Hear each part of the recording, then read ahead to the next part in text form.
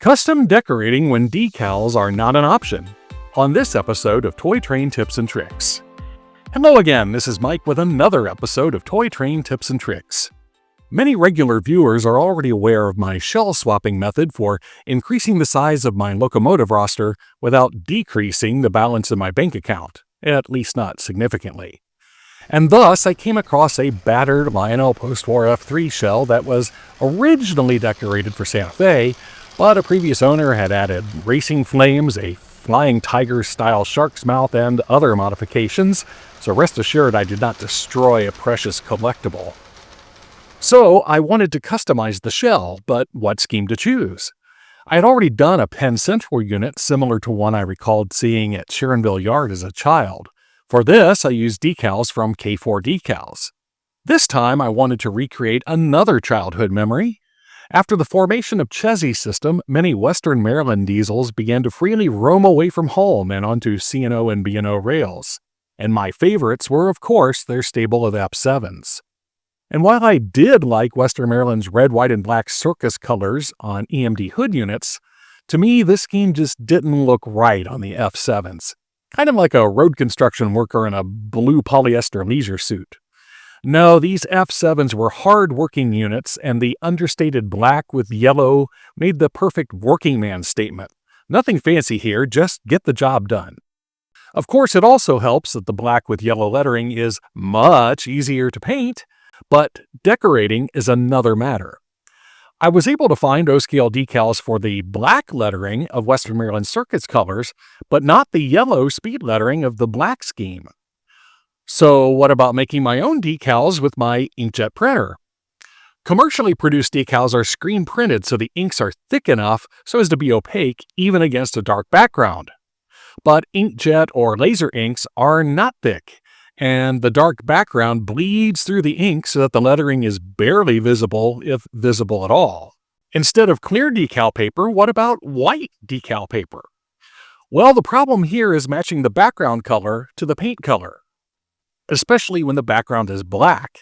The black color of my inkjet is really more of a charcoal gray, so that doesn't work either. So that leads us to vinyl. Vinyl? Yes, with the assistance of a Cricut or other cutting machine, lettering and logos can be cut out in vinyl and applied to a model. I've done this before with white lettering for my fantasy railroad, so why not yellow for a real prototype?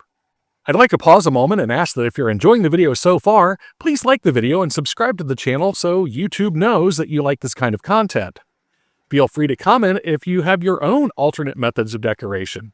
Oh, and if you want to know about weekly new product releases of O-Gauge trains, books, and more, follow the link at the end of this video to the new What's New in O-Gauge channel, subscribe, and hit the notification bell so that you never miss an update.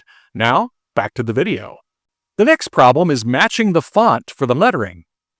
Western Maryland speed lettering does not match any font in my computer system, but extra railroad fonts are available online.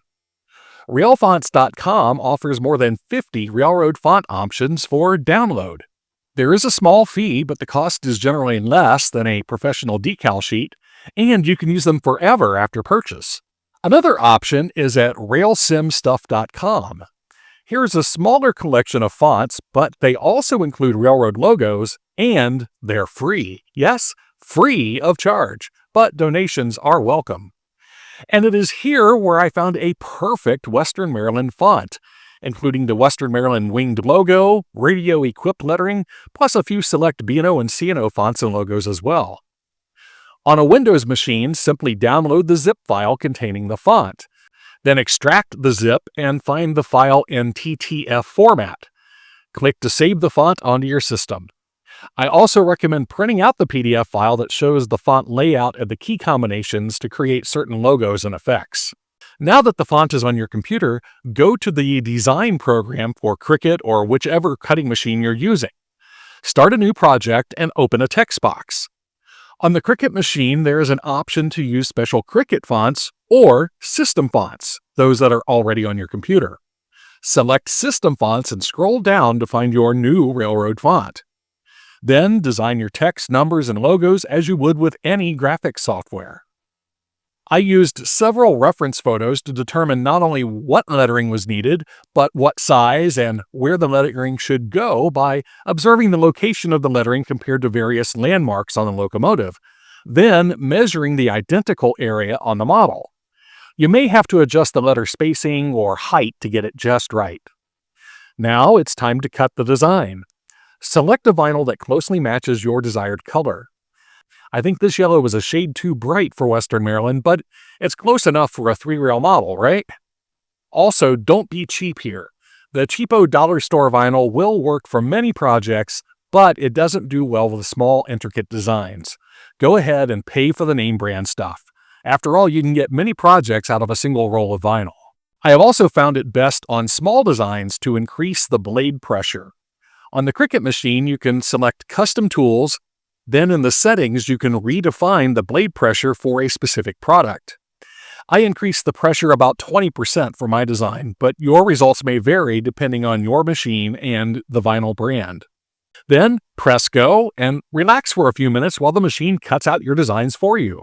When it's finished, I use a cutter to make a smooth cut just below my design and to leave a good edge for the next design I make on the remaining vinyl. Now comes the slow and frustrating part of preparing the vinyl. Weeding. Just like in your garden, weeding is the process of removing what you don't want in your design and leaving behind what you do want. I use a combination of tools for this: X-Acto knives, dental picks, and tweezers mainly. There are 2 ways to weed a design. Most commonly used is the positive weeding method, where excess material is removed from the vinyl sheet. Then clear transfer tape is used to transfer the completed design onto the model surface. I tried this method first, but I found that the intricate nature of my design was not working well with this.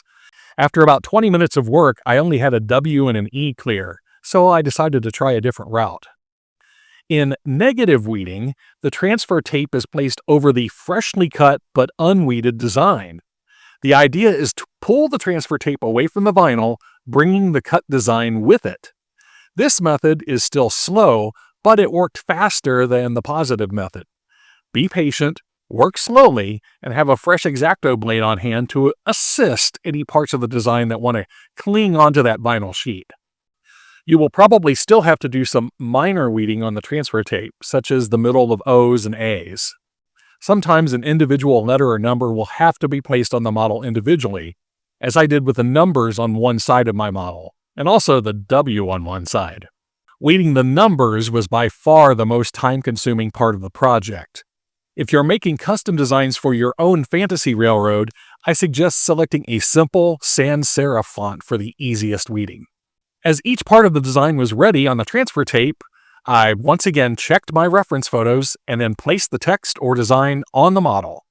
If you make a mistake, carefully remove the design with an X-Acto knife and reapply. Despite their small size, the lightning bolts for the radio-equipped symbol cut sharply and weeded very easily. I thought about including the radio-equipped text, but this was simply too small to cut cleanly, and certainly would have been too small to weed. The long stripes also came out cleanly, but applying them straight was quite a challenge. After everything was applied to my satisfaction, I applied 2 coats of dull coat to reduce the sheen and to help keep everything in place. Then I just needed to unmask my windows, reapply the horns, and reattach the shell to the frame. So, what are the pros and cons of this method? On the pros, you can do light colors on a dark background, things you can't do with your own decals. It's inexpensive. It's easily removable if you make a mistake or want to do a change. It's very durable. It's chemical-free. And it's easily repeatable. Once the design's in your computer, you can use it over and over again to make a fleet of models if you'd like. The cons are that small or complex designs might be impossible. It's time-consuming, and the vinyl may cover some of the model details.